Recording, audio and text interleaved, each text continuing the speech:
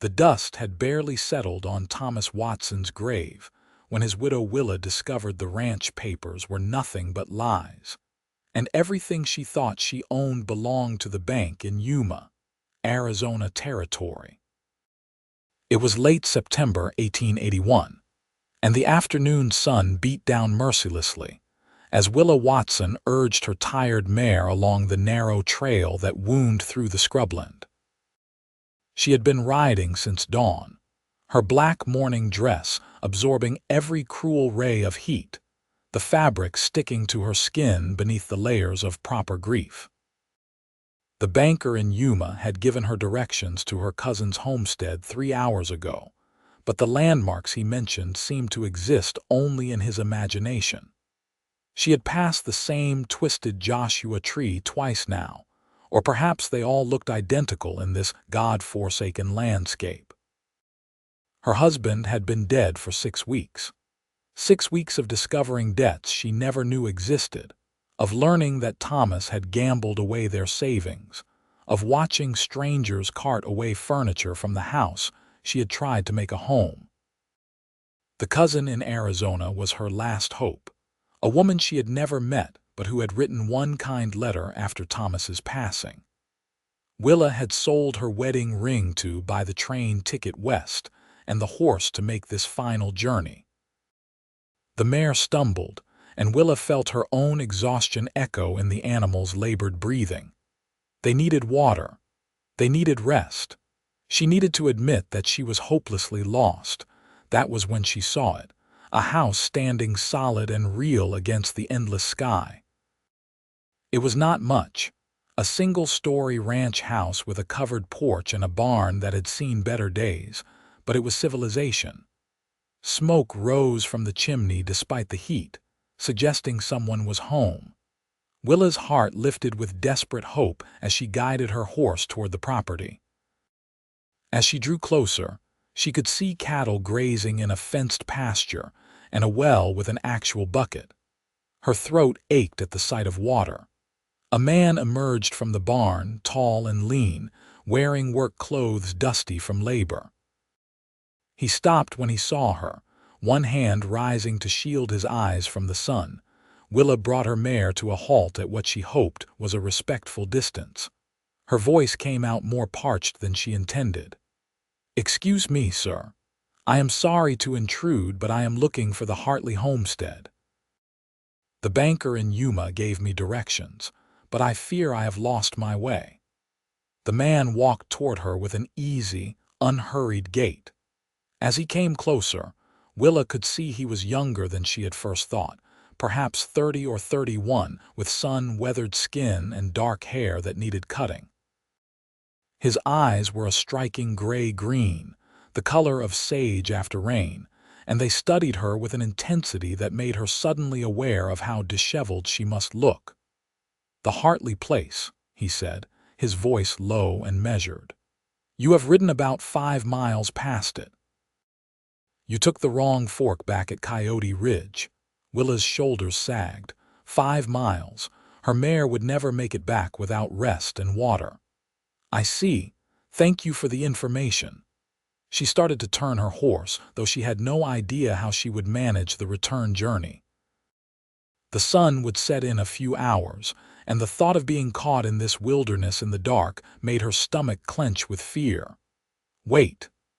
The man stepped forward, catching her mare's bridle with a gentle hand. "Your horse is about done in, and forgive me for saying so, but you look like you are not far behind.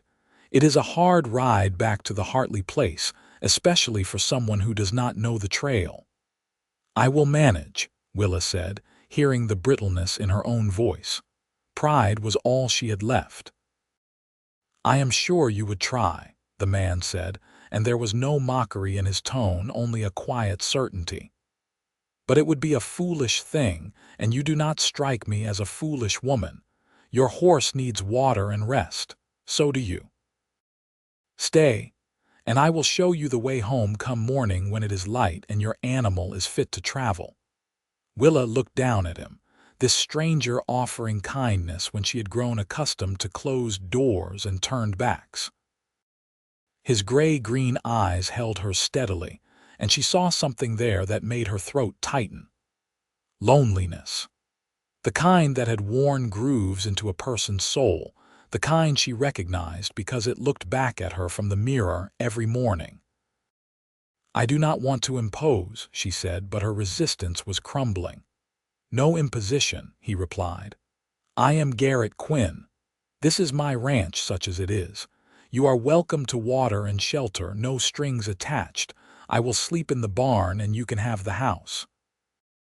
In the morning, I will personally ride with you to the Hartley place and make sure you get there safe." The simple decency of the offer nearly undid her. Willa blinked against the sudden burning in her eyes. "I am Willa Watson, and I would be grateful for your help, Mr. Quinn." Something shifted in his expression when she said her name, a softening around his eyes. "Garrett," he corrected. "Out here we do not stand much on formality. Let me help you down and we will see to your horse first." He reached up, and after a moment's hesitation, Willa allowed him to steady her as she dismounted. Her legs nearly buckled when her feet hit the ground and his hands gripped her elbows, strong and sure, until she found her balance. "When did you last eat?" Garrett asked, his brow furrowing with concern. "I had some bread this morning," Willa admitted, "but I seem to have misplaced my appetite." "Well, we will see if we can find it again," he said, a hint of warmth entering his voice. "Come on. Let's get your mare settled, and then we will get some food in you." Willa followed him to the barn, leading her exhausted horse. The interior was dim and blessedly cool, smelling of hay and leather and animals. Garrett moved with practiced efficiency, unsaddling her mare and leading the horse to a stall where he provided fresh water and feed. Willa watched his capable hands work, noting the care he took, the way he murmured low words to the animal. "She will be fine by morning," Garrett said, giving the mare a final pat. "She is a good horse, just tired." "Like her owner," Willa said before she could stop herself. Garrett looked at her, really looked at her, and Willa felt suddenly exposed. She was 24 years old and felt ancient. The black dress hung loose on her frame because she had lost weight in the weeks since Thomas died. Her blonde hair was coming loose from its pins, and she knew dust coated every inch of her. "Come on," Garrett said quietly. "Let's get you inside." The ranch house was simple but clean. A single large room that served as kitchen and living area, with what appeared to be a bedroom partitioned off at the back. A stone fireplace dominated one wall, and a cast iron stove stood ready for cooking. The furniture was rough-hewn but sturdy, and Willa noticed small touches that spoke of someone trying to make a home. Curtains on the windows, a shelf with a few books, a colorful blanket draped over the back of a chair.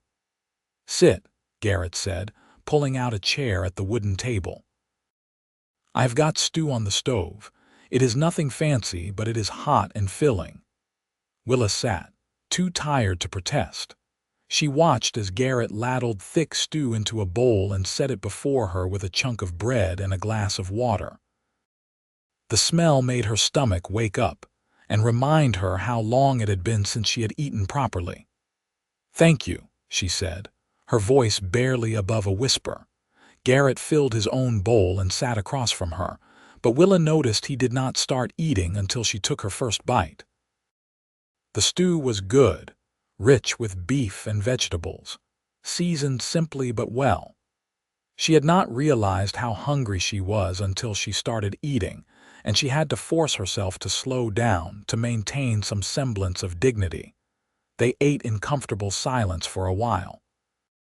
Willa found herself stealing glances at her host, trying to understand this man who had shown her such unquestioning kindness.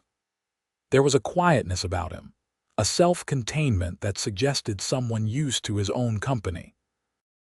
But there was also a gentleness in the way he moved, a carefulness that spoke of someone who understood what it meant to be fragile. "You are headed to the Hartley place," Garrett said finally. "Are you kin to Sarah Hartley?" She is my cousin, Willa said. Or rather, she was my late husband's cousin. We have never met, but she wrote to me after Thomas passed.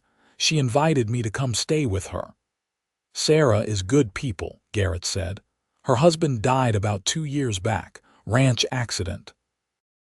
She has been running that place by herself ever since, stubborn as they come. He paused, then added carefully, I am sorry for your loss. Willa set down her spoon, the familiar weight of grief settling on her chest. Thank you. It has been 6 weeks. Sometimes it feels like 6 years, and sometimes it feels like it just happened yesterday. That is grief, Garrett said quietly. It does not follow any rules. There was something in his voice, a note of personal understanding that made Willa look up. You have lost someone. It was not a question, and Garrett did not treat it like one. My parents, 5 years ago. Influenza took them within days of each other. They built this ranch from nothing, and then they were just gone. I am sorry, Willa said, and meant it. Garrett nodded, his eyes distant for a moment. Then he seemed to shake himself, bringing his attention back to the present. So you are starting over. That takes courage. It takes desperation, Willa corrected with a bitter laugh. Thomas left nothing but debts. The bank took everything. I had nowhere else to go. Still takes courage, Garrett insisted. Plenty of people would have just given up. But here you are, riding alone through territory you do not know to reach family you have never met. That is brave in my book. Willa felt her eyes sting again. It had been so long since anyone had said anything kind to her, since anyone had looked at her like she was more than just a burden or an inconvenience. I do not feel very brave. The bravest people usually don't, Garrett said. He stood and collected their empty bowls, carrying them to a wash basin. You look exhausted. Why don't you lie down for a while? The bed in the back room is clean and you are welcome to it. I will wake you before dark so you can have some more food. I cannot take your bed, Willa protested, though her body was screaming for rest. You can and you will, Garrett said firmly. I told you I will sleep in the barn. I have done it plenty of times when I am working late with the cattle. It is no hardship. Willa wanted to argue, but she was too tired. She stood on shaky legs and made her way to the bedroom. It was small and spare, containing a bed, a chest of drawers, and a washstand with a basin and pitcher. The bed was neatly made with clean sheets, and Willa sat on the edge of it, suddenly overwhelmed. She removed her boots and lay down fully clothed, propriety be damned. The pillow smelled faintly of soap and sun and something else, something masculine and clean that she supposed was Garrett's scent. She closed her eyes, intending to rest for just a moment, and fell into the deepest sleep she had known in weeks. When Willa woke, the room was dark and a lamp was burning low on the dresser. For a confused moment, she could not remember where she was. Then it came back to her. The lost trail, the ranch, Garrett Quinn with his gray-green eyes and quiet kindness. She sat up, disoriented, and realized someone had draped a blanket over her while she slept. Through the doorway, she could see lamplight in the main room and smell something cooking. Willa stood and tried to make herself presentable, smoothing her dress and repinning her hair. When she emerged from the bedroom, she found Garrett sitting at the table, reading a book by lamplight. He looked up when he heard her and set the book aside. I was just about to check on you, he said. You have been asleep for about 4 hours. I figured you needed it. I am sorry, Willa said. I did not mean to sleep so long. Nothing to apologize for, Garrett assured her. He stood and moved to the stove. I've got coffee and cornbread fresh made, and there is more stew if you want it. Willa realized she was hungry again, her appetite finally returning. She sat at the table and Garrett brought her coffee and cornbread with butter. The coffee was strong and hot, and Willa wrapped her hands around the cup, savoring the warmth. This is very kind of you, she said. I do not know how to thank you. No thanks needed, Garrett said, sitting across from her again. Truth is, it is nice to have company. This place gets pretty quiet. You live here alone? Willa asked, then immediately regretted the personal question. Forgive me, that is none of my business.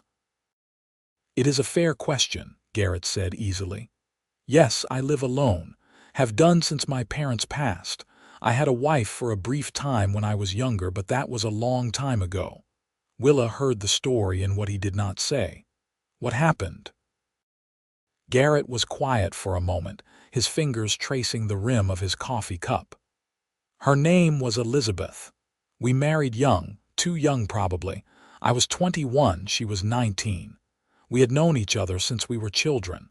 Everyone expected us to marry, so we did. But expecting something and wanting it are not the same thing. He paused, and Willa waited, sensing he needed to tell this story at his own pace. She was not happy here, Garrett continued.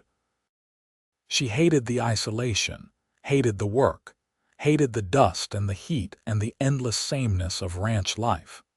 She wanted to go back east where she had been to school, wanted parties and society and things I could not give her. We tried for 2 years, but it was like trying to hold water in your hands. The harder you grip, the faster it runs away.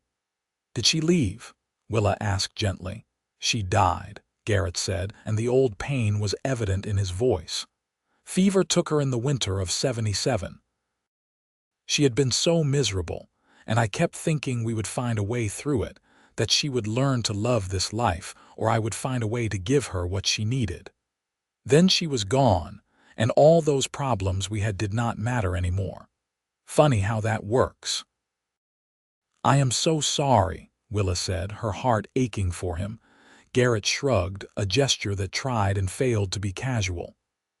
It was 4 years ago. I have made my peace with it, mostly.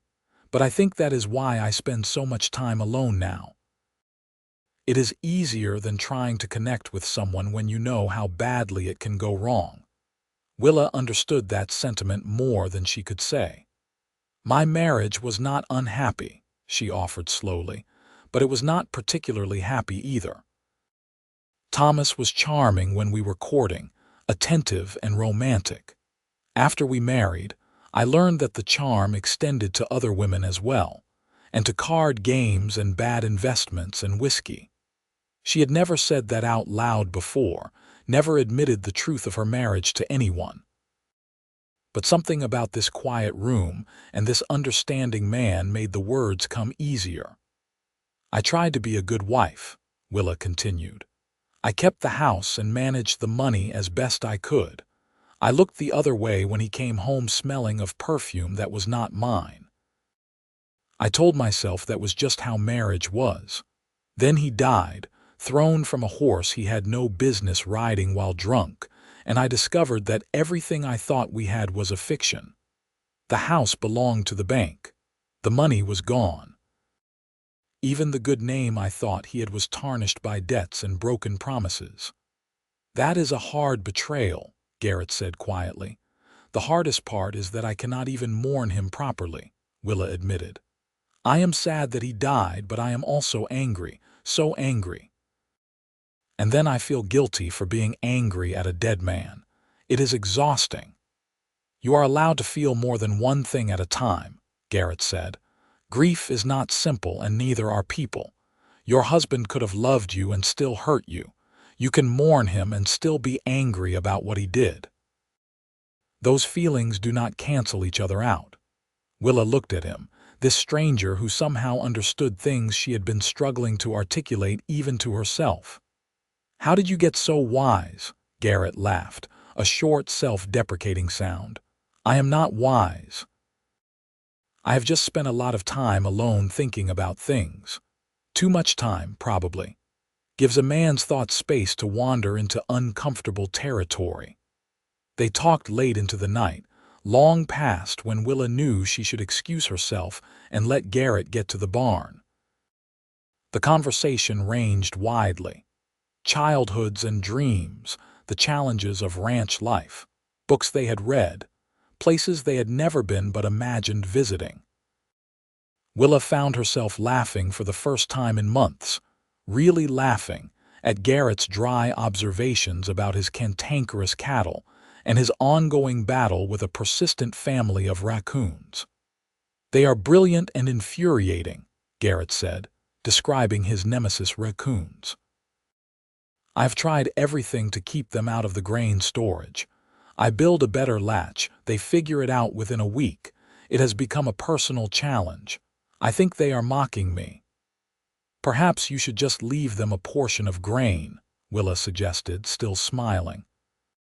"Make peace with your enemies." "That would be admitting defeat," Garrett said with mock seriousness.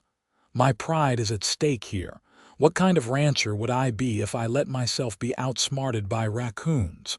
"A practical one," Willa offered, and they both laughed. Finally, when the clock showed nearly midnight, Garrett stood reluctantly. "I should let you get some real sleep. We will want to leave early tomorrow to beat the heat." Willa stood as well, suddenly not wanting the evening to end. She had felt more like herself in these few hours than she had in months, maybe years. "Thank you, Garrett. For the food and shelter, yes, but also for the conversation. I had forgotten what it felt like to just talk to someone." Garrett looked at her with those sage-colored eyes, and Willa felt something shift in the air between them, something delicate and new and terrifying. "I know what you mean," he said softly. "It has been a long time since I had anyone to talk to like this." He moved toward the door, then paused with his hand on the latch. "Willa, I know you are going to the Hartley place tomorrow, and that is right and proper. But if things do not work out there, if you need anything, my door is always open. I want you to know that." Willa's throat tightened. "That is very kind." "It is not just kindness," Garrett said, his voice rough with something Willa could not quite name.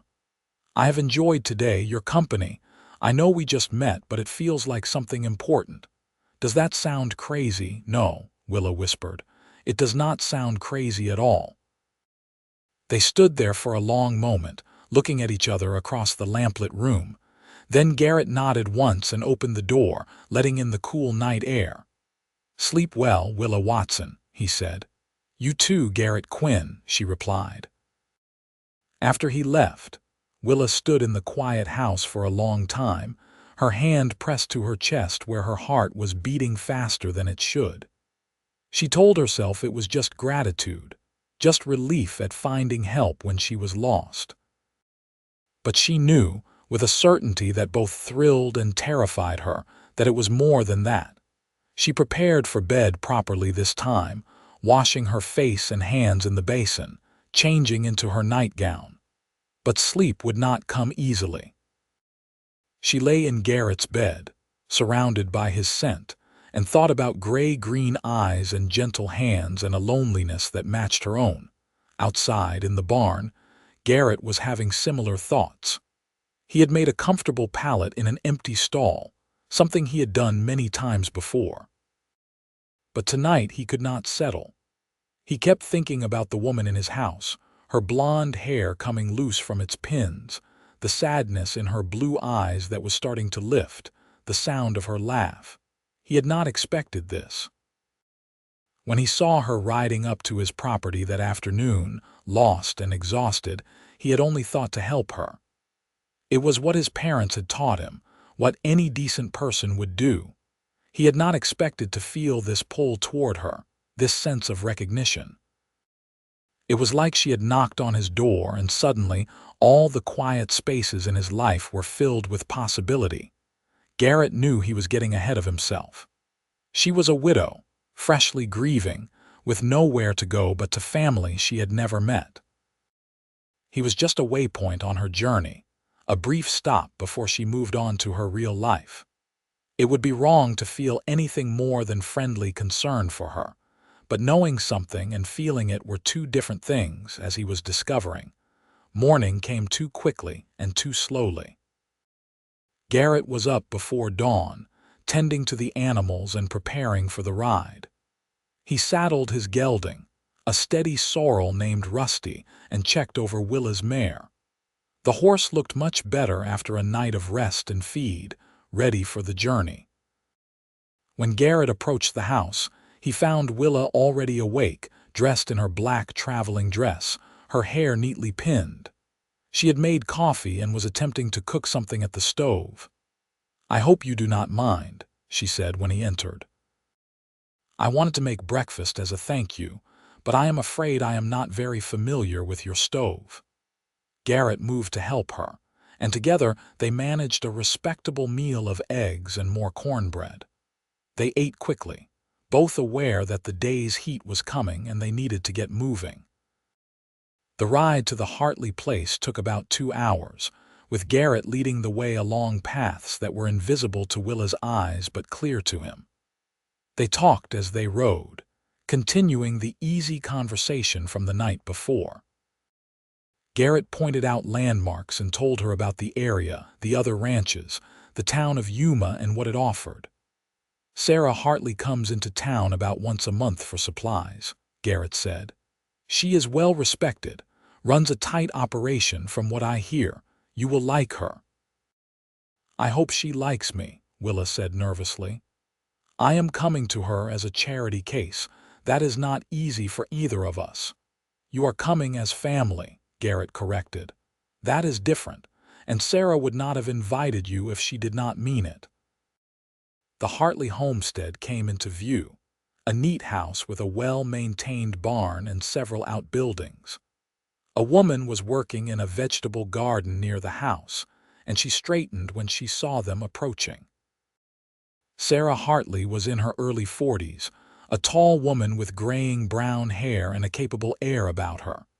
Her face lit up when she saw Willa and she hurried forward, wiping her hands on her apron. "Willa," she called. "Is that you?" "Yes," Willa said, dismounting with Garrett's assistance. "I am so sorry I am late. I got lost yesterday and had to impose on Mr. Quinn's hospitality." "Garrett," Sarah said warmly, shaking his hand. "Thank you for looking after my cousin. I should have given better directions in my letter. Come in, both of you. You must be tired and hungry." "I should be getting back," Garrett said, though Willa noticed he sounded reluctant. "I just wanted to make sure Willa got here safely." "Nonsense," Sarah said firmly. "You rode 2 hours to bring her. The least I can do is offer you a meal and a rest before you head back." "I will not take no for an answer." They followed Sarah into her house, which was comfortable and lived in, full of the small touches that marked a home. She bustled about, making them comfortable, serving coffee and freshly baked cookies. "I am so glad you made it," Sarah said to Willa, taking her hands. "When I heard about Thomas, about what he left you with, I could not bear the thought of you alone and struggling. You are family, and family takes care of each other." Willa felt tears prick her eyes. "I cannot thank you enough for your kindness. I promise I will earn my keep. I can cook and clean and help however you need." "We will figure it out together," Sarah said. "I have been running this place alone for 2 years now. I could use the help, and more than that, I could use the company. It gets lonely out here." Garrett listened to this exchange, his coffee cup growing cold in his hands. He should be happy. Willa had reached her destination safely. She had family who wanted her, a place to stay and start over. This was exactly what should happen. So why did he feel like something was being torn away from him? Sarah was no fool. She watched Garrett watching Willa with knowing eyes. When Willa excused herself to use the necessary, Sarah leaned toward Garrett with a conspiratorial smile. "She is lovely, is she not?" Sarah said quietly. Garrett felt heat creep up his neck. "She is a nice woman. I am glad she has you to come to." "But," Sarah prompted. "No but," Garrett said, setting down his cup. "I should really be going. The cattle do not feed themselves." "Garrett Quinn, I have known you since you were a boy," Sarah said gently. "I see how you look at her, and I see how she looks at you. There is something there." "She just lost her husband," Garrett said. "She needs time and stability, not some lonely rancher with notions." What she needs is to decide for herself what she wants, Sarah countered. But I will say this. Willa is welcome here for as long as she wants to stay. If that is forever, wonderful. If it is just until she finds her feet and wants to make her own choices, that is wonderful too. I am not trying to trap her or hold her. I am offering her a safe place to figure things out. Garrett met Sarah's eyes and saw only kindness there. You are a good woman, Sarah Hartley. I try to be, she said, and I think you are a good man. So I will tell you what I am going to tell Willa. My door is always open. You are welcome here anytime for any reason. Do you understand what I am saying? Garrett understood perfectly.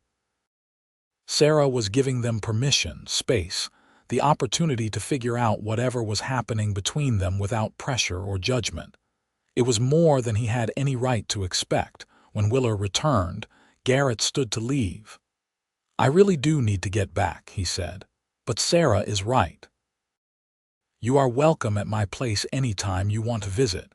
Both of you, he added, including Sarah with a nod. Willa walked him to the door, and they stood together on the porch, suddenly awkward. There was so much Garrett wanted to say, but none of it seemed appropriate given the circumstances. Thank you, Willa said simply, for everything. You saved me yesterday in more ways than one. You would have figured it out, Garrett said. You are stronger than you think. Maybe, Willa allowed, but I am glad I did not have to do it alone. Garrett mounted Rusty, and from the higher vantage point, he looked down at Willa standing in the morning sun. Her face was tilted up toward him, and he memorized the sight of her, the curve of her cheek, the blue of her eyes, the small smile that played at her lips. I will see you around, Willa Watson, he said. I hope so, Garrett Quinn, she replied. He rode away without looking back, knowing that if he did, he might not leave at all. Behind him, Willa stood on the porch and watched until he disappeared from view, her hand pressed to her chest where her heart was doing strange, fluttering things. Sarah came to stand beside her. He is a good man, she observed. Yes, Willa agreed softly. He is, and you like him. It was not a question, but Willa answered anyway. I barely know him. We only met yesterday. Sometimes that is all it takes, Sarah said.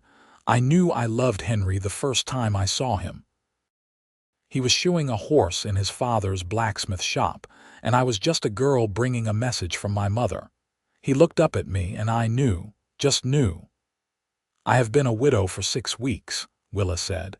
It is too soon to be feeling anything for anyone. There is no timeline for the heart, Sarah said gently. You can mourn your husband and still be open to life. The two things are not mutually exclusive. Come on, let me show you where you will be staying and we can start getting you settled. The next few weeks fell into a comfortable rhythm.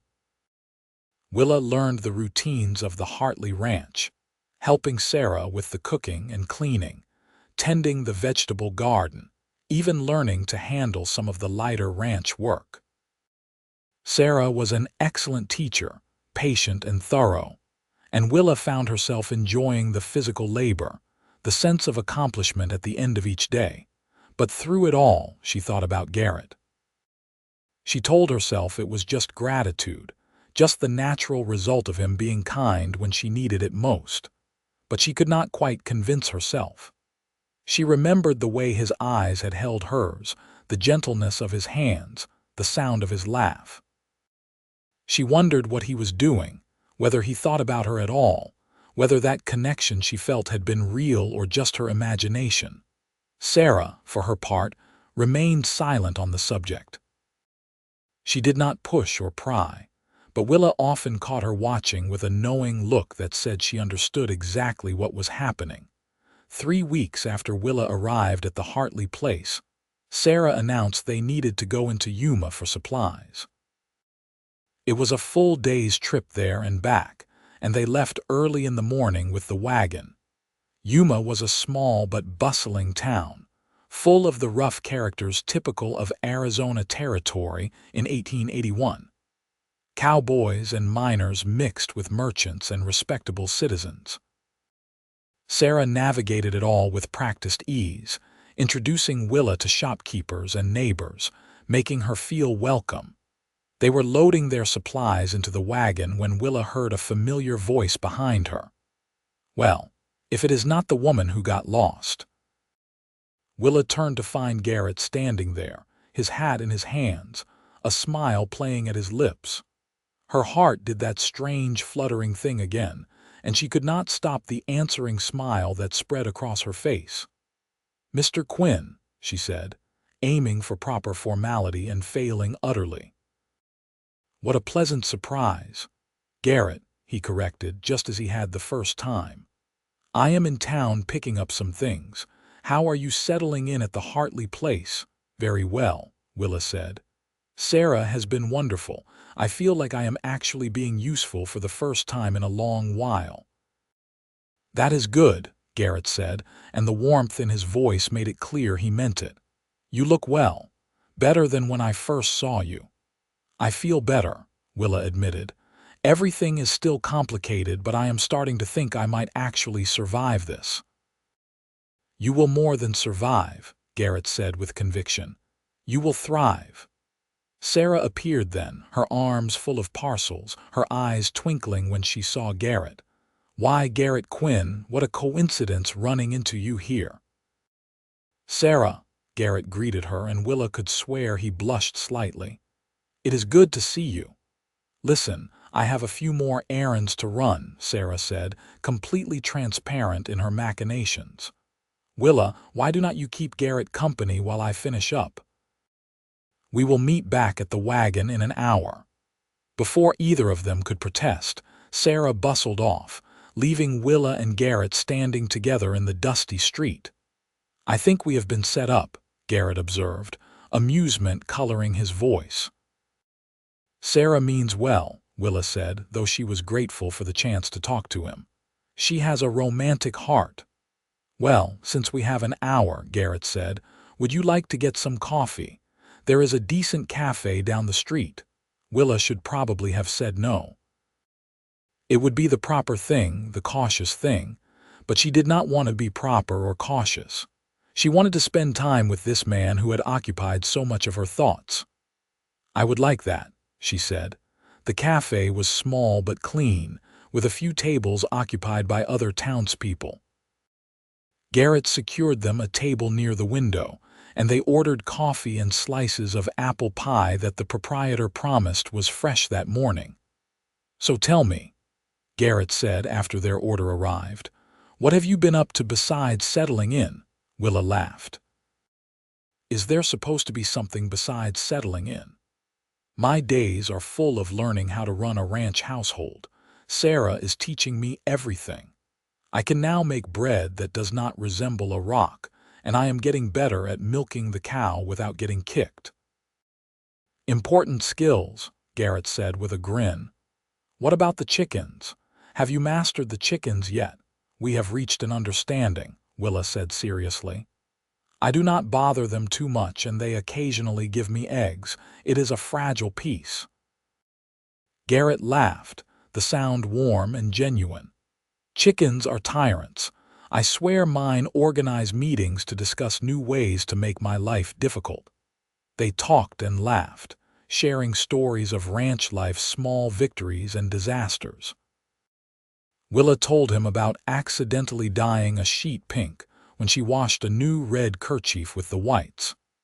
Garrett countered with the tale of a bull that had developed a passionate attachment to his best hat and would try to steal it whenever possible. "I am serious," Garrett insisted when Willa giggled.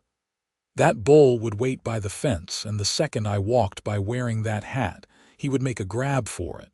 I finally had to hide the hat in the house.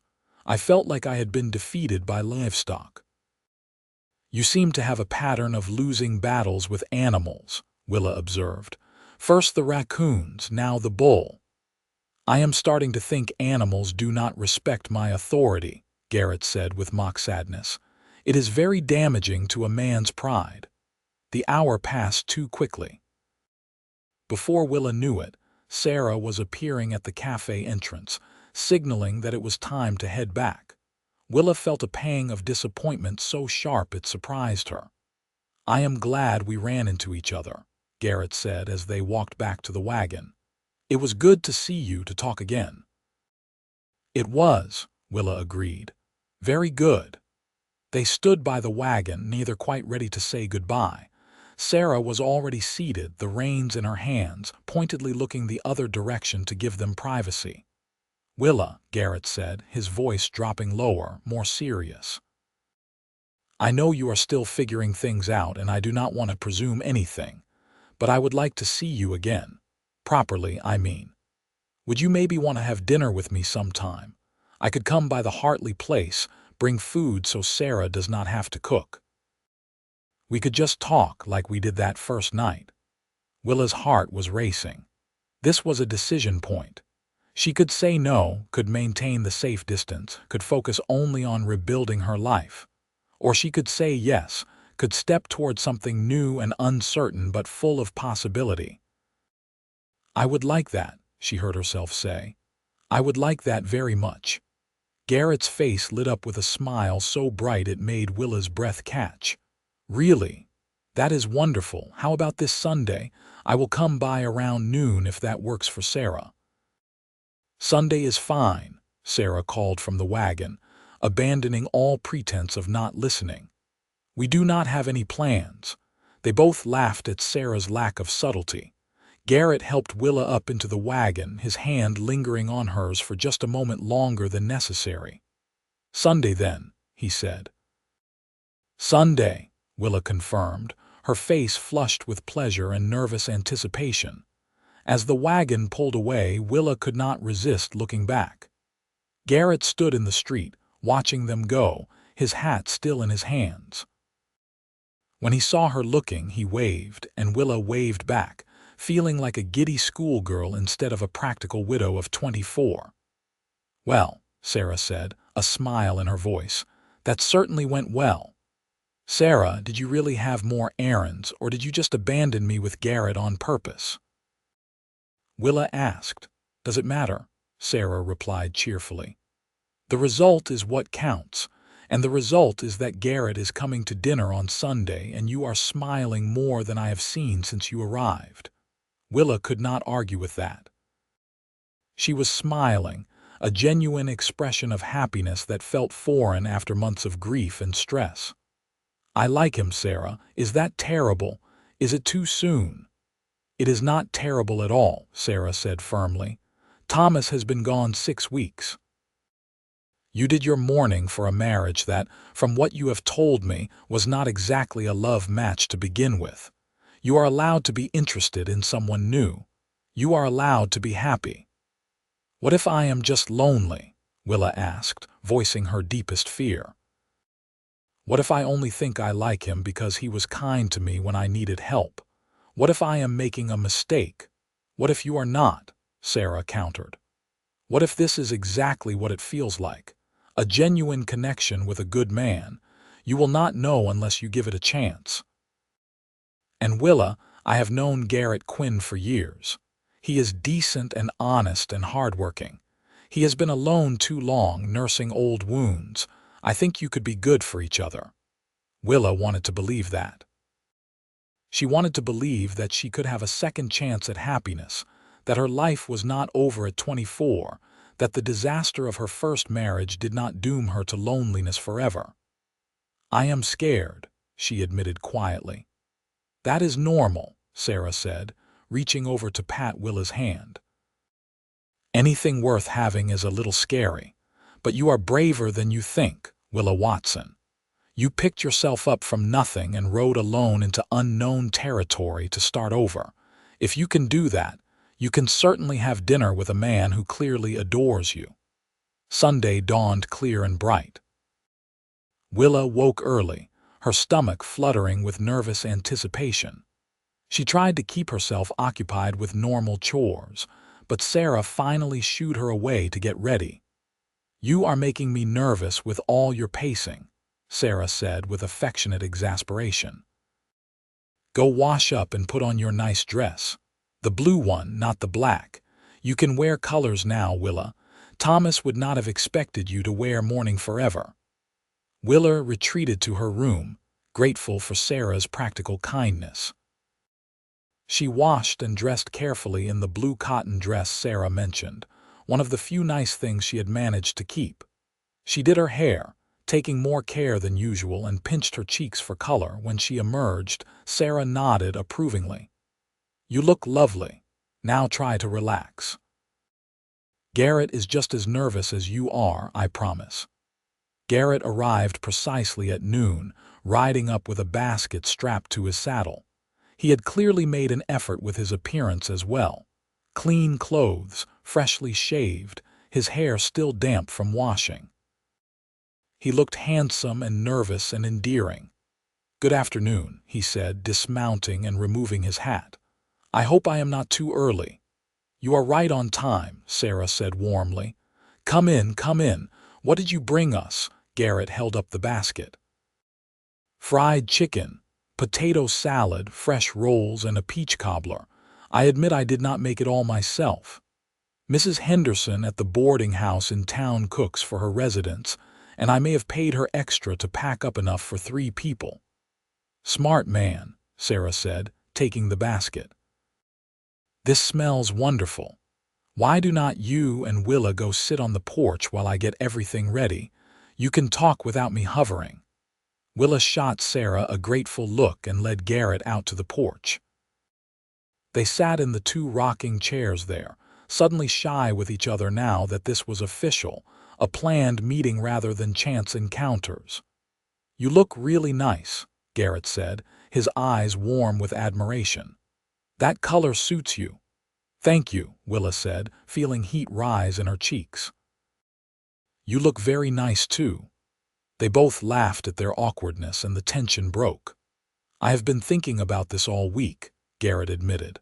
"I kept trying to plan what I would say, how I would act, but now that you are here, everything I planned has flown right out of my head." "I am nervous too," Willa confessed. "I have not done anything like this in a long time, and the last time it did not exactly turn out well." Garrett reached over and took her hand, the gesture gentle and respectful. "I am not Thomas," he said quietly. "I cannot promise everything will be perfect or easy, but I can promise to be honest with you, to treat you with respect, to not play games with your heart. Is that enough to start with?" Willa looked at their joined hands, at Garrett's strong fingers intertwined with hers. It felt right in a way nothing had felt right in a very long time. "Yes," she said. "That is enough to start with." They talked, really talked in a way that went beyond the friendly banter of their previous meetings. Garrett told her about his dreams for the ranch, his hopes to expand the herd, maybe get some horses as well.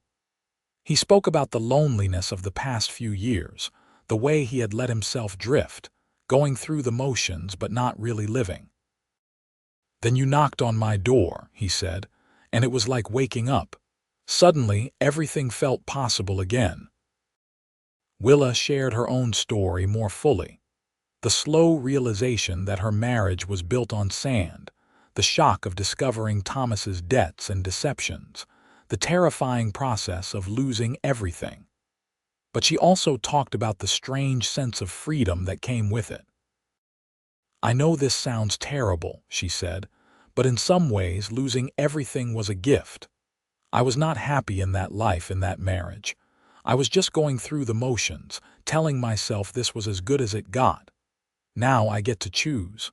I get to build something real." "That does not sound terrible," Garrett assured her. "It sounds brave." Sarah called them in for dinner, and they ate the delicious food Garrett brought, the conversation flowing easily among the 3 of them. Sarah was a skilled hostess, keeping things light and comfortable, but also knowing when to excuse herself to give Garrett and Willa space alone. After the meal, Garrett and Willa walked out toward the pasture fence, watching the Hartley cattle graze in the afternoon sun. They stood close together, not quite touching but aware of each other in every breath. "I would like to do this again," Garrett said. "If you would, maybe next time you could come to my place for dinner. I promise to actually cook something myself, even if it is just stew and cornbread."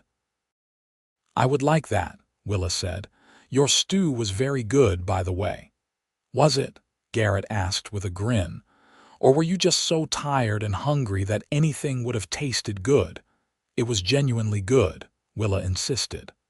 "I remember thinking that this man can run a ranch and cook. He is either lying about being single or he is too good to be true." "I am definitely single," Garrett said, his voice dropping lower, "and I am far from perfect. But for you, I would like to try to be better, to be worthy of that look in your eyes right now." "What look?" Willa whispered, her heart pounding. "The one that says maybe, just maybe, you are feeling this thing between us as strongly as I am," Garrett said. He turned to face her fully, his gray-green eyes searching hers. "Am I wrong? Am I reading this all wrong?" "No," Willa breathed. "You are not wrong." Garrett lifted one hand, hesitating, giving her every chance to pull back. When she did not, he gently touched her cheek, his calloused fingers impossibly tender against her skin. "I want to kiss you," he said, the words barely audible. "But only if you want that too." Willa had been kissed before many times by a husband who saw it as his right, as something owed. This was different. Garrett was asking, waiting, giving her the choice. It was the most romantic thing she had ever experienced. "Yes," she whispered. "I want that too." Garrett leaned in slowly, carefully, giving her every opportunity to change her mind.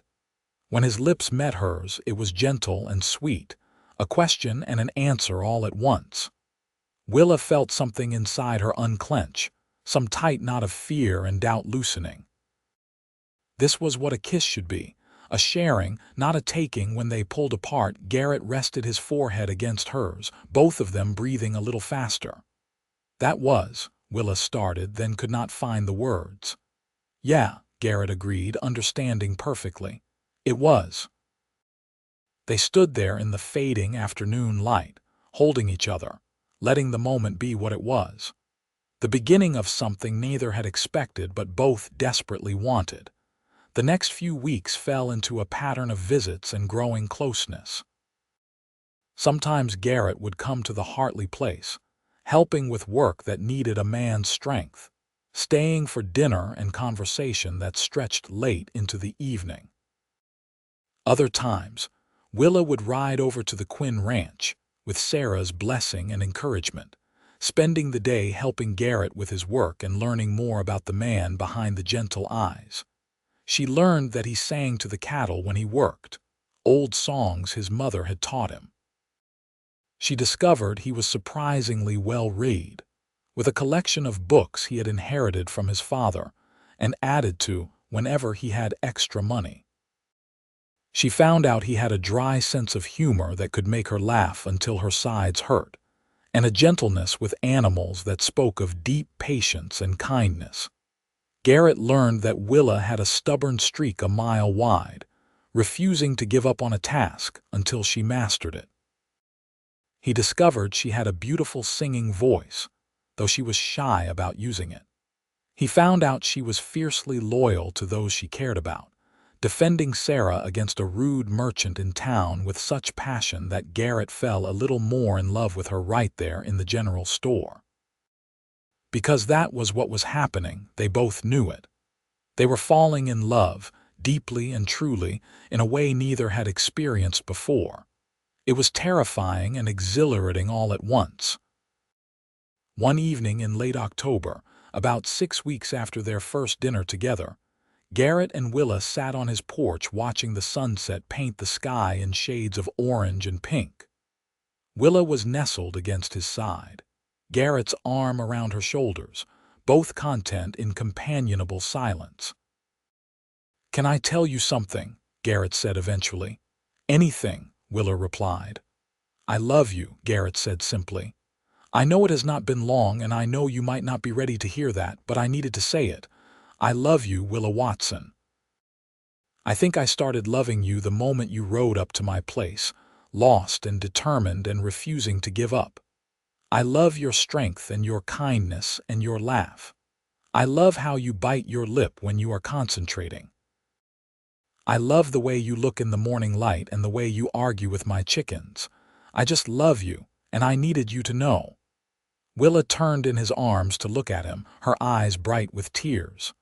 "I love you too," she said, her voice shaking with emotion.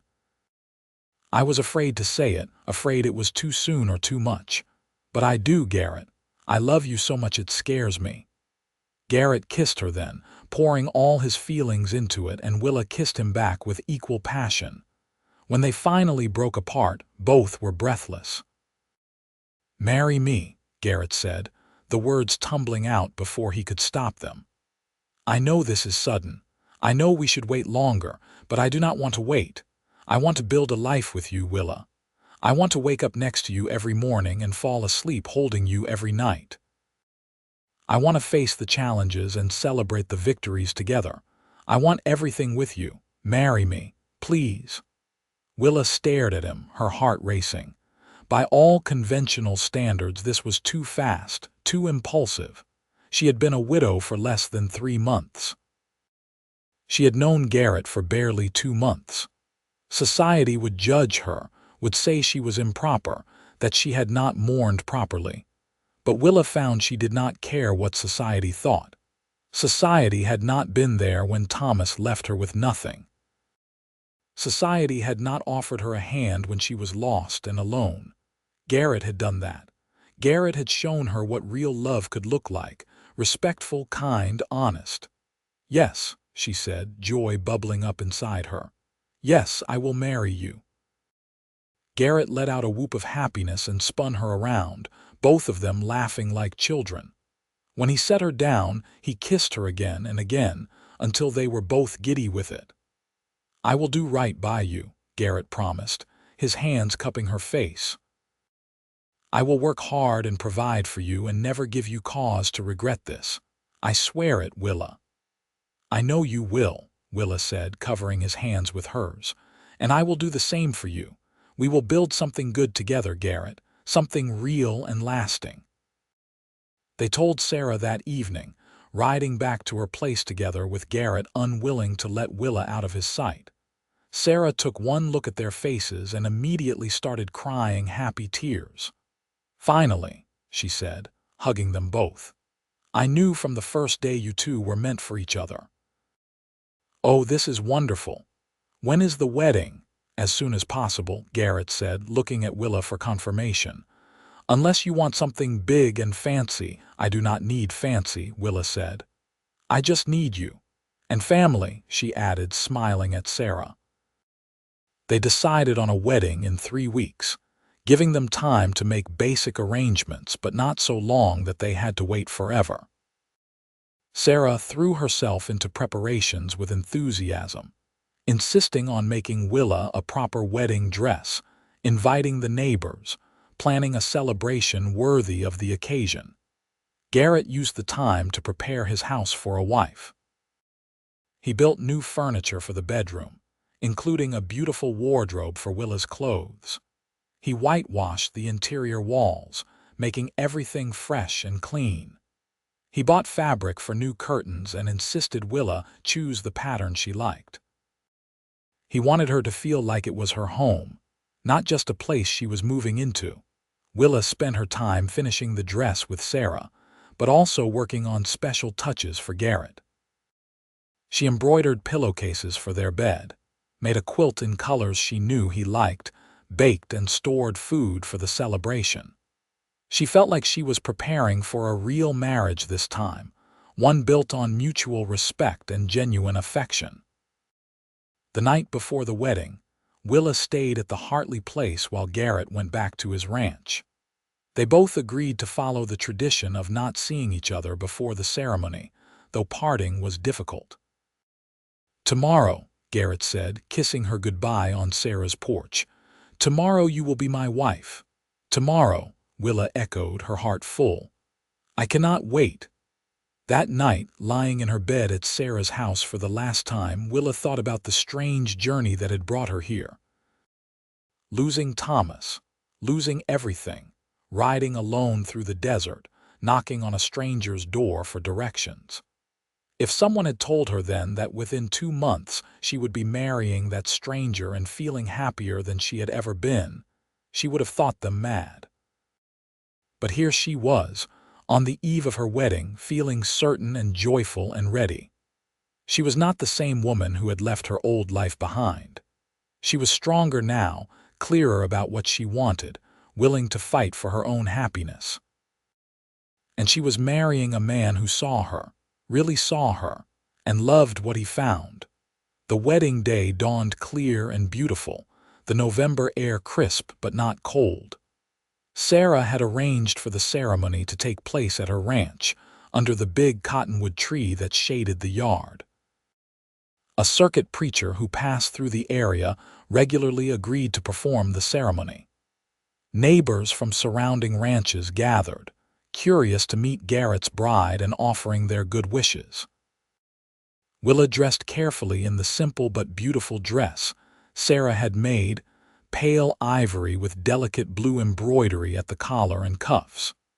Sarah arranged her hair in a soft style, weaving in small white flowers she had cultivated in her garden for this purpose. "You look beautiful," Sarah said, tears in her eyes, "like a real bride marrying for the right reasons this time." "I am so nervous," Willa admitted, her hands shaking slightly. "That is natural," Sarah assured her. "But this is happy nervous, yes, not fearful nervous." Willa considered, examining her feelings honestly. "Yes," she confirmed. "Happy nervous, excited nervous. I cannot wait to marry him, Sarah." "Then let's not keep him waiting any longer," Sarah said with a warm smile. They walked out together, and Willa saw Garrett waiting under the cottonwood tree. He was wearing his Sunday best, his hair neatly combed, his eyes fixed on her with such love and adoration that Willa felt her breath catch. This man, this good, kind man, was about to become her husband. She walked to him on Sarah's arm, and when Sarah placed Willa's hand in Garrett's, Willa felt the rightness of it settle into her bones. This was where she was meant to be. The ceremony was simple and heartfelt. They spoke their vows clearly, promising to love and honor each other, to stand together through whatever came. When the preacher pronounced them married, Garrett kissed his bride with such tender joy that several of the watching women sniffled happily. The celebration that followed was full of laughter and good food and genuine happiness. Neighbors who had been strangers hours before welcomed Willa into their community. They danced to music provided by a fiddler, Garrett spinning Willa around the makeshift dance floor with surprising grace. "You did not tell me you could dance," Willa said, breathless and laughing. "My mother insisted I learn," Garrett admitted with a grin. "She said a man who could not dance would never find a good wife. Looks like she was right." As the sun began to set, Garrett and Willa said their goodbyes and rode together to what was now their ranch, their home. Garrett had tied cans to the back of his wagon as was traditional, and they rattled cheerfully as they drove away from the celebration.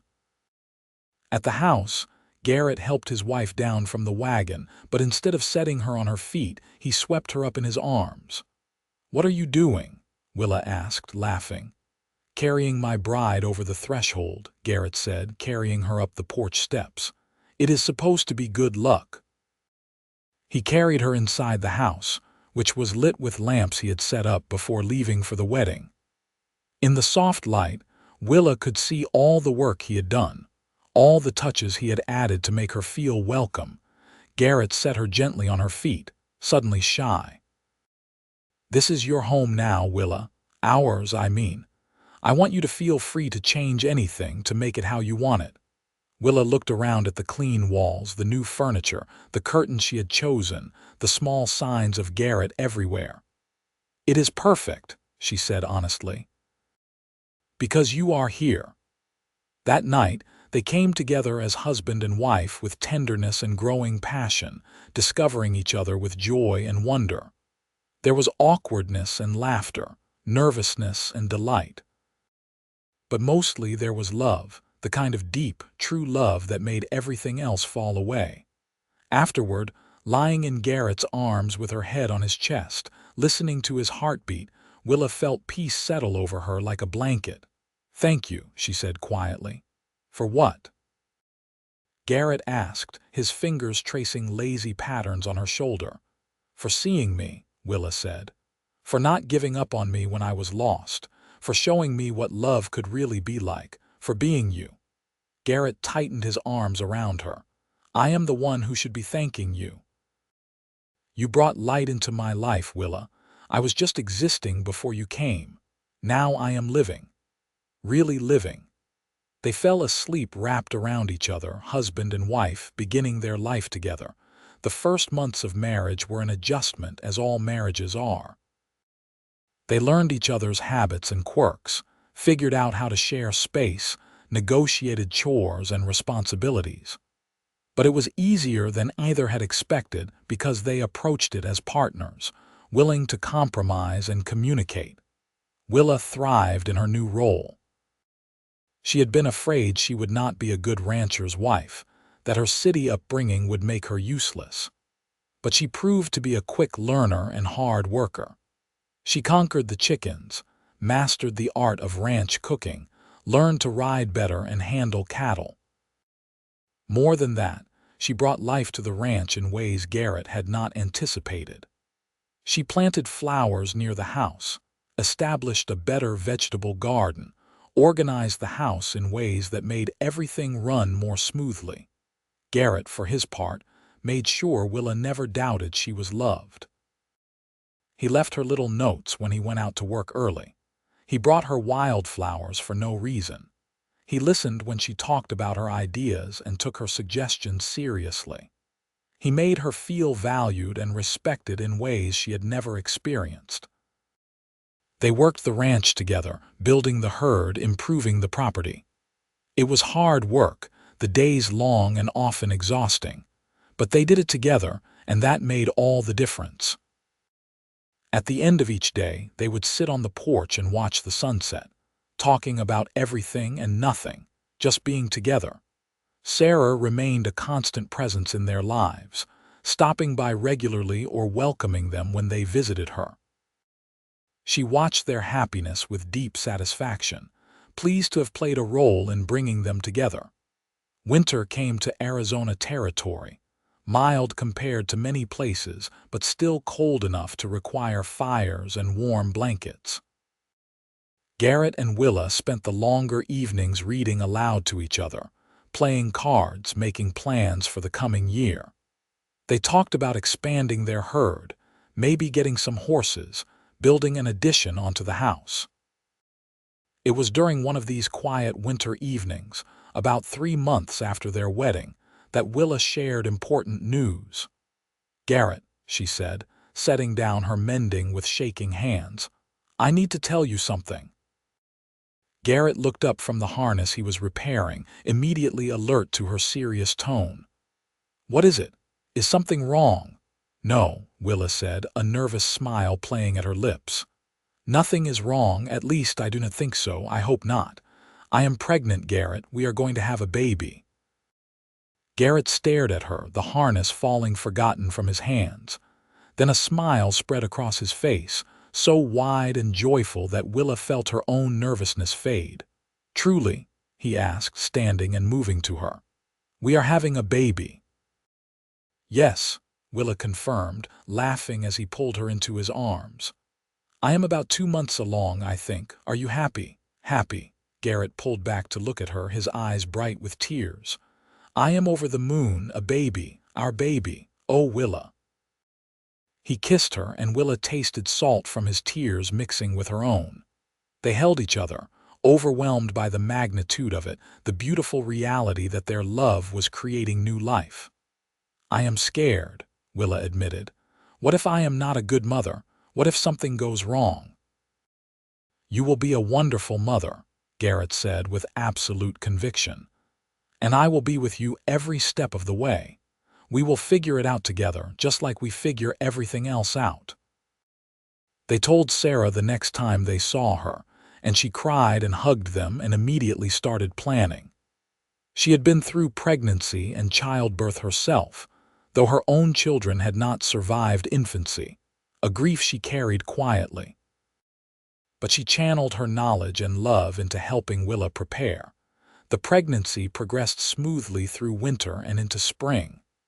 Willa bloomed with it, her body changing to accommodate new life. Garrett was attentive and tender, adjusting ranch work so Willa would not overdo it, making sure she ate well and rested. In early June of 1882, after a long labor attended by Sarah and the local midwife, Willa gave birth to a healthy baby boy. They named him Thomas, not after Willa's first husband as some might have assumed, but after Garrett's father who had built the ranch with his own hands. Garrett held his son for the first time with shaking hands, awed by the tiny, perfect human he and Willa had created. "He is beautiful," he whispered, tears streaming down his face. "He is perfect." "He has your eyes," Willa said tiredly from the bed, watching her husband fall in love with their child. "Or he will, I think. They might change." "He can have whatever eyes he wants," Garrett said. "As long as he is healthy and you are healthy, that is all that matters." Fatherhood suited Garrett.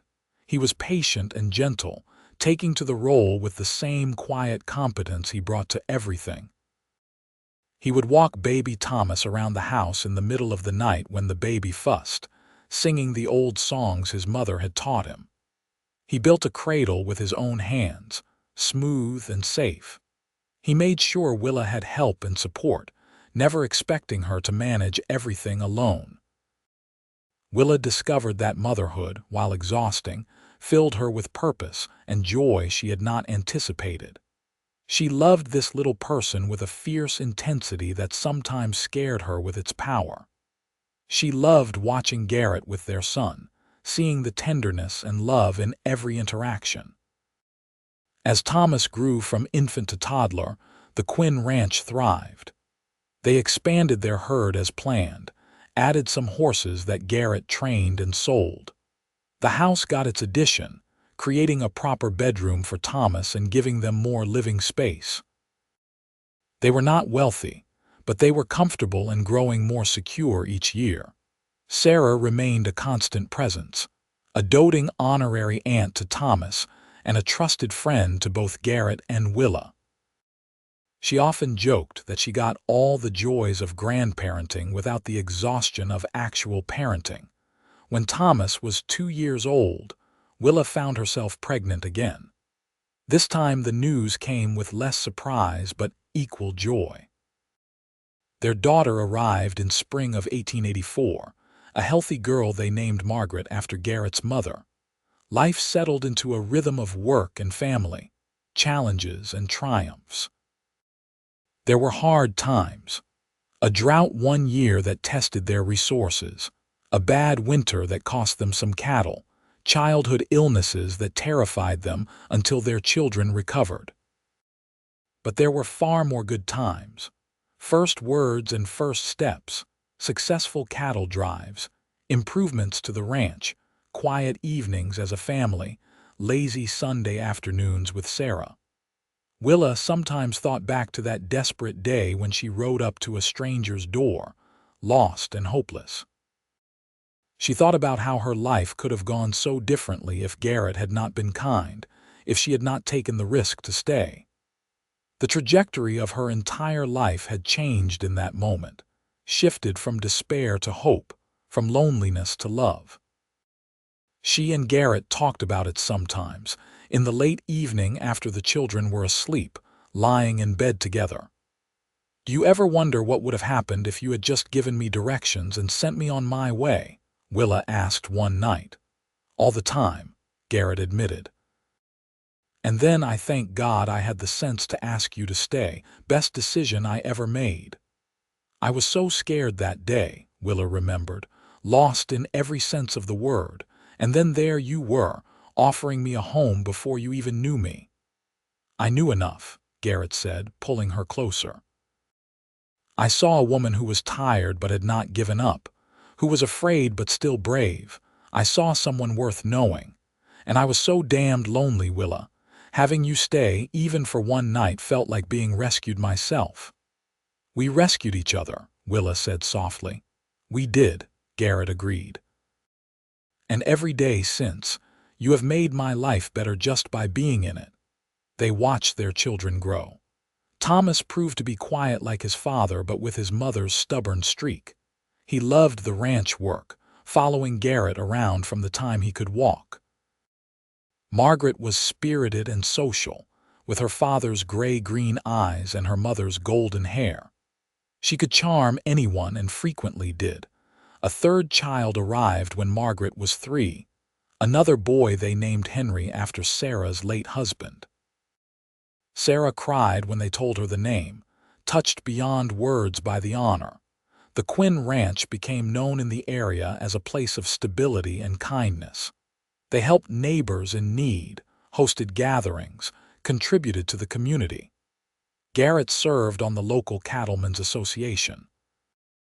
Willa helped establish a school in the area so children did not have to travel so far for education. The years passed, marked by growth and change. Yuma grew from a rough frontier town into a more established community. Arizona Territory inched toward statehood.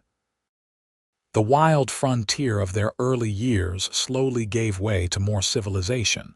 Though the land itself remained rugged and beautiful, through it all, Garrett and Willa's love only deepened. They had the foundation of genuine friendship, respect, and shared values. They had learned how to fight fair, how to forgive, how to choose each other every day. They had built something lasting not just in their ranch but in their relationship. On their 10th wedding anniversary, Garrett took Willa back to the spot where she had first ridden up to his property, asking for directions to the Hartley place. "I cannot believe it has been 10 years, Willa said, looking at the house they had improved and expanded. "It feels like yesterday and forever ago all at once." "You know what I remember most about that day?" Garrett asked, his arm around her waist. "The look in your eyes when I told you to stay. There was this flicker of hope, like you wanted to believe someone would help you but were afraid to trust it. And when you said yes, when you accepted my help, I felt something click into place inside me. Like I had been waiting for you without knowing it." "I felt it too," Willa said. "I tried to tell myself it was just gratitude, just desperation, but I knew even then. I knew you were going to be important to me." "Stay," Garrett said suddenly, echoing his words from that first day. "Stay and I will show you home." Willa smiled, understanding the callback. "I am home," she said. "I have been home since the day you said those words to me. Home is not a place, Garrett. It is you. It is us." Garrett kissed her, and it was as sweet and full of promise as their first kiss had been years ago on another autumn day. They walked back to the house together, where their 3 children were waiting with Sarah, who had been watching them. The house was full of noise and laughter, of life and love and the beautiful chaos of family. That evening, after the children were in bed and Sarah had gone home, Garrett and Willa sat on their porch as they had so many times before. Willa was nestled against Garrett's side, his arm around her, both content in the peaceful quiet. "You have any regrets?" Garrett asked. "About how things turned out, I mean, about choosing this life." Willa thought about it, really considered it. She thought about her first marriage and how miserable she had been. She thought about losing everything and how terrifying that had been. She thought about the moment she decided to trust a stranger, to stay instead of leave. She thought about everything that had come after: love and partnership, children and community, hard work and earned success. "No regrets," she said firmly. "Not a single one. This life, our life, it is everything I never knew I wanted. You are everything I never knew I needed." "Same here," Garrett said, kissing the top of her head. "You made me brave, Willa. Brave enough to risk my heart again, to build a family, to hope for a future that was not lonely." You brought me back to life." They sat together as the stars came out one by one, lighting up the vast Arizona sky. Inside, their children slept peacefully. The cattle were settled in the pasture. The ranch they had built together stood solid and real, a testament to their hard work and dedication. Willa thought about the widow who had knocked on a lonely rancher's door, asking for directions. She thought about the man who had told her to stay, who had promised to show her home. Neither of them could have known that day how profoundly they would change each other's lives, how completely they would heal each other's lonely hearts. But looking back, Willa could see the hand of Providence in every step. The wrong turn that led her to Garrett's ranch instead of Sarah's. The courage it took to accept help from a stranger. The instant connection that defied logic but proved unshakable. All of it had been leading her here to this life, to this love. "Thank you," Willa said quietly. "For what?" Garrett asked. "For being the kind of man who tells a lost stranger to stay," Willa said. "For seeing past my circumstances to who I really was, for loving me so well, for building this beautiful life with me." "Thank you for being the kind of woman who was brave enough to stay," Garrett replied. "For trusting me, for loving me back, for making me the happiest man in Arizona territory." As they sat together under the stars, watching over the home and family they had created, both Garrett and Willa felt the simple but profound contentment of lives well lived and love well shared. They had each been lost in their own way when they met, but they had found each other, and in finding each other, they had found themselves. They had found home. The widow who knocked on the lonely rancher's door asking for directions had received so much more than she asked for. She had been shown not just the way to her cousin's house, but the way to her own heart, to her own strength, to a love that would last all her days. And the lonely rancher who told her to stay had received an equal gift, a partner who saw him, valued him, chose him every day. They had started with nothing but hope and kindness. They had built everything that mattered, and they lived it every day with gratitude and joy, knowing that the best things in life often come from taking a chance, from being kind to a stranger, from believing that somewhere in this vast world there is someone who will see you and love you and call you home. Their story became part of local legend over the years, told at gatherings and passed down through generations. The tale of how Willa Watson knocked on Garrett Quinn's door asking for directions, and how he told her to stay so he could show her home. How that simple exchange became the foundation of a love story that lasted their entire lives, a love that built a family and a legacy, and proved that sometimes getting lost is the only way to be found. Years continued to pass, bringing the changes that time always brings. The children grew up strong and capable. Thomas eventually took over running the ranch alongside his father, proving to be a natural cattleman with his father's patience and his mother's determination. Margaret married a schoolteacher and moved to town, though she visited frequently with her own growing family. Henry, the youngest, developed a passion for horses and started a successful breeding operation on land adjacent to the family ranch. Sarah lived to see all three Quinn children reach adulthood, taking enormous pride in the family she had helped nurture. When she passed peacefully in her sleep at the age of 68, Garrett and Willa mourned her deeply, grateful for the role she had played in bringing them together and supporting their life together. As Garrett and Willa grew older, they became the respected elders of their community, known for their strong marriage, successful ranch, and generous hearts. They never forgot what it felt like to be lost, to need help, to receive kindness from an unexpected source.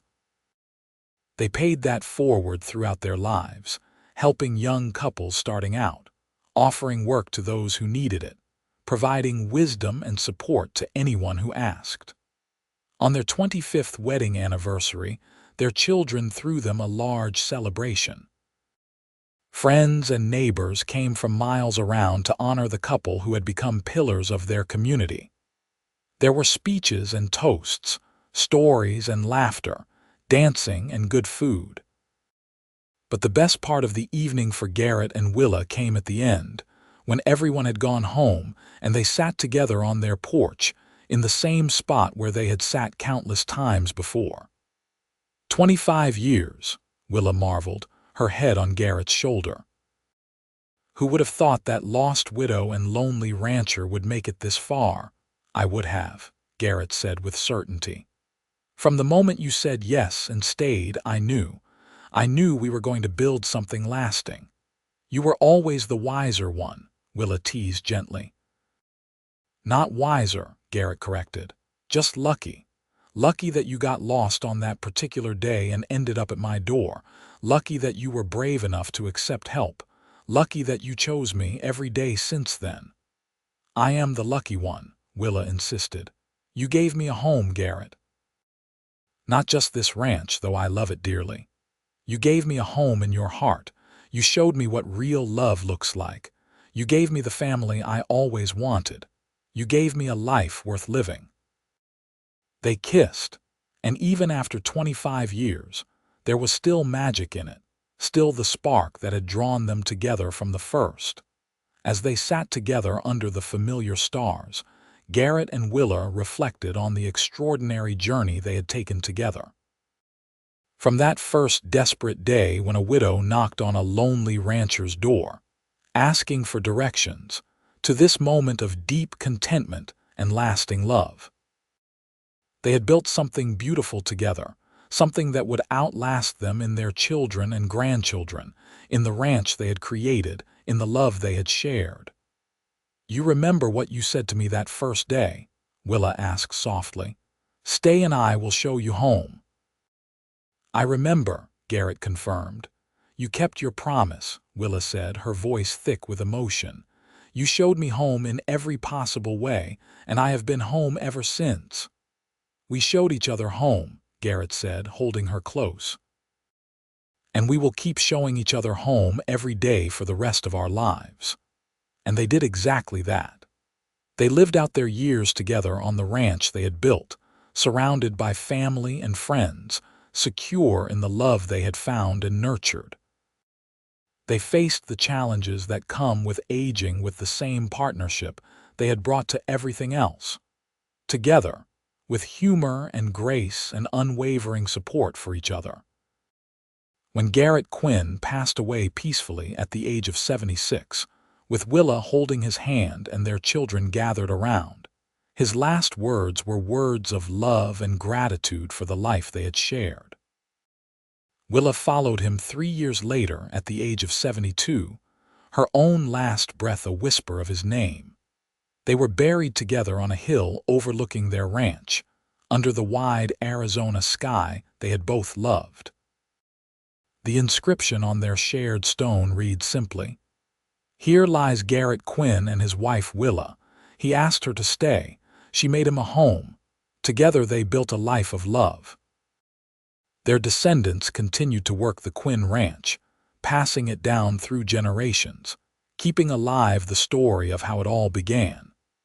The tale of the widow who knocked on a lonely rancher's door asking for directions, and how he told her to stay so he could show her home.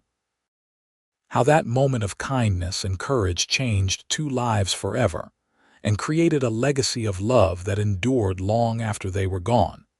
It became a reminder to anyone who heard it that sometimes being lost is the first step to being found. That kindness to strangers can change everything. That love can bloom in the most unexpected places between the most unlikely people. That home is not always where you start, but where you choose to build your life with someone who sees you, values you, and loves you exactly as you are. The widow asked for directions. The lonely rancher offered her a home. Together, they found everything they had been searching for: love, partnership, family, purpose, and a peace that comes from building a life with the right person. Their story, simple in its beginning but profound in its impact, stood as a testament to the transformative power of love, the importance of taking chances, and the beautiful possibilities that await when two lonely hearts find each other and decide to build a home together.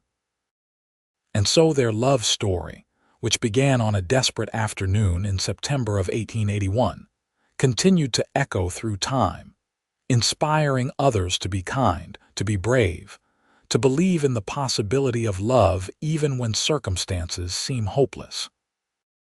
For Garrett and Willa Quinn had proven that the right person at the right time can change everything, that a single decision to stay or to offer shelter can set in motion a lifetime of happiness, and that true love, once found, creates ripples that extend far beyond the two people at its center.